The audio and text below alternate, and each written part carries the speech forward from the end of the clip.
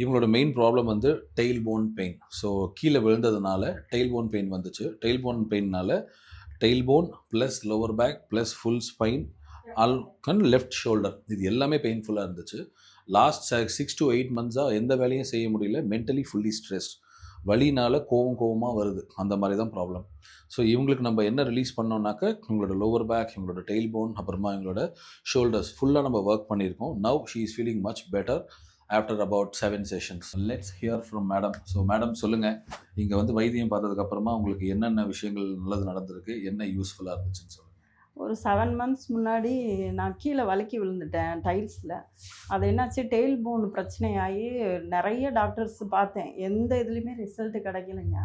இப்போ இங்கே ட்ரீட்மெண்ட் எடுத்து எனக்கு ஃபுல்லாக க்யூர் ஆயிடுச்சு. அல்ஹம்துலில்லாஹ் நல்லா இருக்குது. இங்கே வந்து லேடிஸ்க்குன்னு தனியாக வந்து லேடிஸ் இவங்க வச்சு தான் பண்ணுறாங்க. டாக்டர்ஸும் ரொம்ப கோஆப்ரேட் பண்ணுவாங்க. அல்ஹம்துலில்லாஹ் இப்போ நான் ஃபுல்லாக க்யூர் ஆகிட்டேன்.